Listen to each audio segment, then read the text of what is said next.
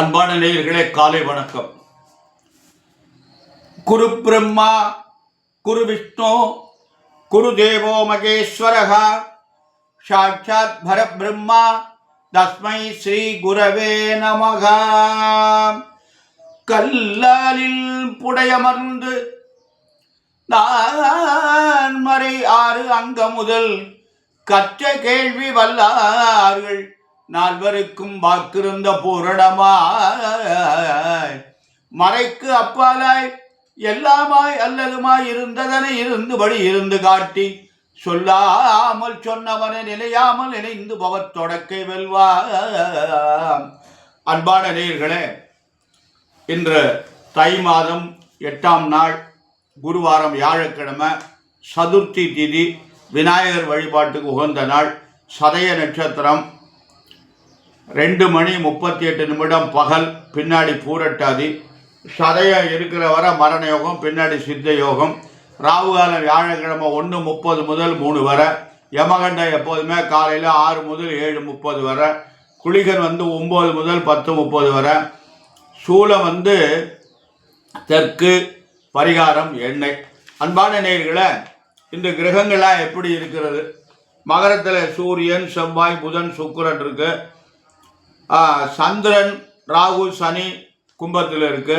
குரு மிதுனத்தில் இருக்கு. கேது சிம்மத்தில் இருக்கு. இதெல்லாம் இந்த கிரகங்களுடைய அமைப்பு. இன்றைக்கு மேஷராசிக்கு பலன்கள் எப்படி இருக்கிறது? மேஷராசி என்பவர்களுக்கு நல்ல பலன். நல்ல பலன் என்றால் 10ஆம் இடத்துல சூரியன், செவ்வாய் 4 கிரகங்கள் கொண்டா இருக்குது. சூரியன், செவ்வாய், சுக்கிரன், புதன் எல்லாமே இந்த மேஷராசிக்கு 10ஆம் இடத்துல இருக்குது. 10ல் ஒரு பாவையாவது இருக்கணும். 2 பாவ கிரகம் இருக்கு, சூரியனும் செவ்வாய். அப்போ தொழிற்சாலம் பிரமாதமாக இருக்கும். அப்போ குரு, சனி, ராகு 11ஆம் இடத்துல இருக்கு, அதுவும் நல்லது. குரு 3ஆம் இடத்துல இருந்தாலும் 9ஆம் இடத்தை பார்க்கிறார். அப்போ மேஷராசி என்பவர்களுக்கு அருமையான நாள். நல்லது நடக்கும், நல்ல காரியங்கள்லாம் நடக்கும். குரு 3ஆம் இடத்துல இருந்தாலும் குருவுடைய பார்வை பிரமாதமாக இருக்கிறது. 9ஆம் இடத்தை பார்க்கிறாங்க. 9ஆம் அதிபதி 9ஆம் இடத்தை பார்க்கிறார். அவர் வீட்டை அவரே பார்க்கிறார்.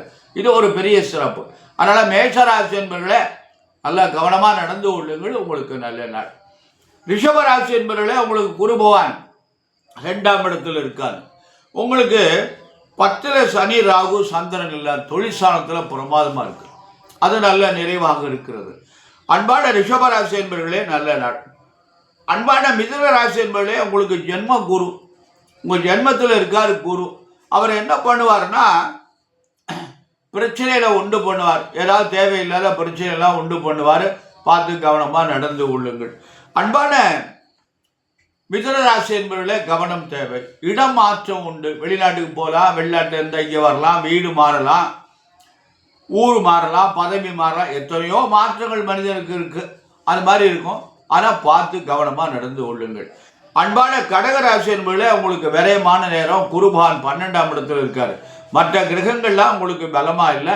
பார்த்து ஜாக்கிரதையாக நடந்து கொள்வது நலம். அன்பான கடகராசி என்பதில் நல்ல செலவுகளாக பண்ணுங்க. இடம் வாங்குதல், வீடு கட்டுதல், திருமணம் பண்ணுவதற்கு குழந்தைகள் இருந்தால் திருமணங்கள், இது மாதிரி பார்த்து பண்ணுங்க. சிம்ம ராசி என்பதில் உங்களுக்கு குரு பகவான் நன்றாக இருக்கிறது. 11ஆம் இடத்துல இருக்கு. ஆனால் சனி, ராகு 7ல் இருக்காரு. 7ல் சனி, ராகு இருக்கக்கூடாது. கணவன் மனைவியினுடைய உடல்நிலை கவனம் தேவை. ரொம்ப பார்த்து ஜாக்கிரதையாக நடந்து கொள்ளும். பெண்களாக இருந்தால் கணவனுடைய உடல்நிலை தேவை, ஆண்களாக இருந்தால் மனைவியுடைய உடல்நிலை கவனம் தேவை. அன்பான கன்னிராசி என்பதில் உங்களுக்கு 10ல் குரு, 10ஆம் இடத்துல குரு இருந்தால் கெட்ட பேர் ஏற்படும். பதவி பறிபோகும்னு பழமொழி சொல்கிறாங்க. ஆனால் அது உண்மைதான். அது ஒன்றும் தப்பு கிடையாது. அந்த பழமொழி தப்பு இல்லை. ஆனால் நம்மளை என்ன பண்ணுவாங்கன்னா, நம்ம முன்னேறணும், அடுத்த சீட்டுக்கு போகணும் அப்படின்னு நம்ம நினச்சி முயற்சி பண்ணுற போது நம்முடைய மேலதிகாரி என்ன பண்ணுவான், கீழே பின்னாடி வீட்டுக்கு நம்மளை அனுப்பிடுவான்.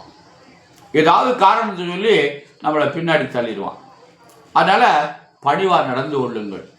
மேலதிகாரி ஏதாவது கடிச்சிருந்தா கொஞ்சம் பார்த்து பதில் சொல்லாமல் நடந்து கொள்ளுங்கள். அதே மாதிரி ஒரு தொழில் பண்ணுறீங்க அப்படின்னா வருகின்ற வாடிக்கையாளர்கிட்ட பக்குவம் இல்லைன்னா அடுத்த கடைக்கு போயிடுவான். அதனால் இதெல்லாம் உங்களுக்கு கெட்ட பேர் ஏற்படக்கூடிய காலம். கன்னிராசி என்பவர்களுக்கு பார்த்து ஜாக்கிரதையாக நடந்து கொள்ளுங்கள். துளாராசி என்பவர்களே உங்களுக்கு அருமையான நாள். 9ஆம் இடத்துல குரு இருக்கார். 9ஆம் இடத்துல குரு இருப்பது பெரிய சிறப்பு. எந்த தோஷமும் கிடையாது, எந்த காரியமும் தடை இல்லை அப்படிங்கிற ஒரு அமைப்பு. நல்ல நாள். விருச்சிக ராசி என்பதிலே உங்களுக்கு அட்டம குரு, ரொம்ப கவனம் தேவை. நீங்கள் இப்போ இந்த நேரத்தில் ஒரு 6 மாதத்துக்கு எதையுமே செய்யாதீங்க. வைகாசி குரு பயிற்சி வரை நீங்கள் புதுசாக எதையும் முதலீடு பண்ணாதீங்க, பணம் கொடுக்காதீங்க, பணம் கட்டாதீங்க, அப்படி வேலையை துவங்காதீங்க. இதெல்லாம் நடைபெறாது.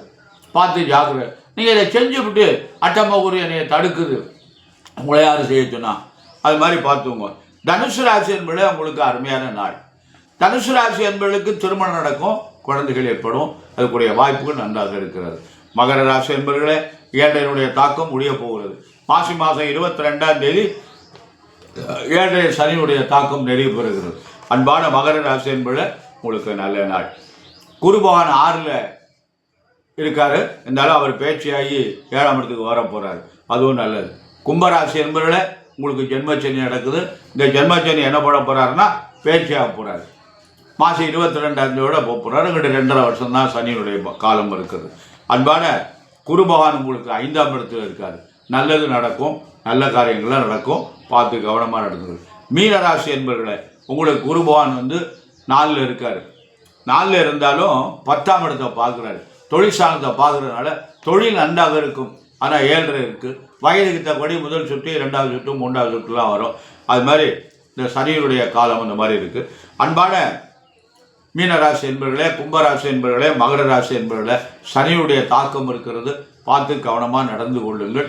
ரொம்ப நிதானம் தேவை, ஜாக்கிரதையாக நடந்து கொள்ளுங்கள்.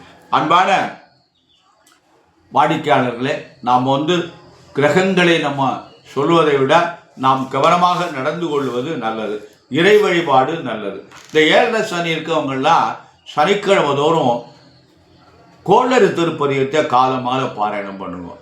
அருமையான பாடல். வேயர் தோழி பங்கன் விடம் உண்ட கண்டன் மிக நல்ல வீடு தடவி மாசரு திங்கள் கங்கை மொழி மேலடிந்த உடமே புகுந்ததனால் ஞாயிறு திங்கள் செவ்வாய் புதன் வியாழன் வெள்ளி சனி பாம்பு 2 உடனே ஆசரு நல்ல நல்ல அவை நல்ல நல்ல அடியாரவருக்கு மிகவே. அதனால் இந்த பதியங்கள் எல்லாம் பாராயணம் பண்ணுவோம், நல்லது. ஏழையினுடைய தாக்கம் இருக்காது. அன்பான நேயர்களை, இப்பொழுது ஒரு முக்கியமான செய்தி. இந்த பொருத்தம் பார்ப்பது என்ற ஒரு நிகழ்வு இருக்கிறது. இந்த பொருத்தம் பார்க்கறது எப்படி பார்க்கணும் அப்படின்னு ஒரு கருத்து இருக்குது. இந்த பொருத்தம் பார்க்குற போது நம்ம என்ன பண்ணுறாங்கன்னா, இந்த பஞ்சாங்கத்தில் கட்டம் போட்டு ஊனான்னு போடுறாங்க உத்தமம், ஆனான்னு போடுறாங்க அதிபம் அதமம். உத்தமம் அதமம். உத்தமம்னா நல்லது, அதமம்னா கூடாது. இதை எடுத்து பார்த்து வச்சுக்கிட்டு இந்த ஜோடெல்லாம் என்ன பண்ணுறாங்கன்னா, இந்த ஒரு லெட்டர் பேடில் பேர் வருஷம் மாதம் தேதியெல்லாம் போட்டு வச்சுக்கிட்டு வயதை போட்டுட்டு அவங்களுக்கு இந்த நட்சத்திரத்தெல்லாம் ராசி எழுதிவிட்டு இந்த நட்சத்திரத்துக்கு இந்த நட்சத்திரம் என்ன பொருத்தம் இருக்குன்னு டிக் பண்ணி கொடுத்துட்டு பால் மரம் பிரமாதமாக இருக்குது, குழந்தையெல்லாம் உண்டாகும் அப்படின்னு சொல்லிடுறாங்க. அதை நம்பி திருமணம் பண்ணிடுறாங்க. திருமணம் பண்ணதுக்கப்புறம் 5 வருஷமாக குழந்தை இல்லை, 7 வருஷம் குழந்தை இல்லை. இப்போ இந்த அறிவியல் பூர்வமான காலத்தில் அவங்க என்ன பண்ணுறாங்கன்னா, உடனே இதுக்கு போயிடுறாங்க, டெஸ்ட் பேபிக்கு போயிடுறாங்க. இதில் ரொம்ப தவறு நடக்குது. கிருஷ்ணமூர்த்தி பத்ததின்னு ஒரு ஜோதிட நூல் இருக்கு. பெரிய மகான் கிருஷ்ணமூர்த்தி என்பது பெரிய ஜோதிட ஆராய்ச்சியர், ஹோரா சாஸ்திரத்தில் கரையிட்டவர். அவர் வராகமிகருடைய ஹோரா சாஸ்திரத்தை அப்படியே கரை கண்டவர். அவர் அப்பேற்பட்ட மகான் சொல்கிறாரு, பொருத்தம் பார்க்குற போது என்ன எழுதியிருக்காரு அவர் ஒரு நூலில் நான் படித்தேன். அந்த நூலில் அவர் என்ன எழுதியிருக்காரு அப்படின்னா, பொருத்தம் பார்க்கறதுக்கு முன்னாடி 2 ஜாதகமும் ஒரே பஞ்சாங்கம் கொண்டு கணிக்கப்பட்டிருக்கா என்று பார்க்கணும். இந்த 2 ஜாதகமும் ஒன்று திருக்கணிதமும் ஒன்று வாக்கியத்தில் கணிச்சா அந்த ஜாதகத்தை பொருத்தப்படாது. ஏதோ ஒரு பஞ்சாங்கத்துக்கு 2ஐயும் கொண்டு வரணும். இது தப்பு அது சரின்னு நம்ம சொல்லலை. காலங்காலமாக நம்ம என்ன பயன்படுத்துவோம் அது நமக்கு கணக்குக்கு ரைட்டு. திருக்கணிதம் பயன்படுத்துகிறவங்க திருக்கணிதம் பயன்படுத்தலாம், அது குற்றம் இல்லை. திருக்கணிதத்தை தவறு என்று சொல்லவில்லை. நாம் வாக்கியத்தை பயன்படுத்துகிறோம், நமக்கு வாக்கியம் தான் கரெக்டு. அப்போ 2ஐயும் நம்ம வாக்கியத்துக்கு கொண்டு வரணும். 2ஐயும் வாக்கியத்துக்கு கொண்டுட்டு அந்த ஜாதகம் சரியாக கணிக்கப்பட்டிருக்கான்னு பார்க்கணும். ஒருத்தர் எழுதுகிற ஜாதகத்தை நீ என்ன சரியாக கணிக்கப்பட்டிருக்கணும். ஏன்னா நிறைய தவறு இருக்கிறதுக்கு வாய்ப்பு இருக்குது. இங்கே ஒரு ஜோதிடர் அவர் பொண்ணோட ஜாதகத்தை கொண்டு வந்தார்.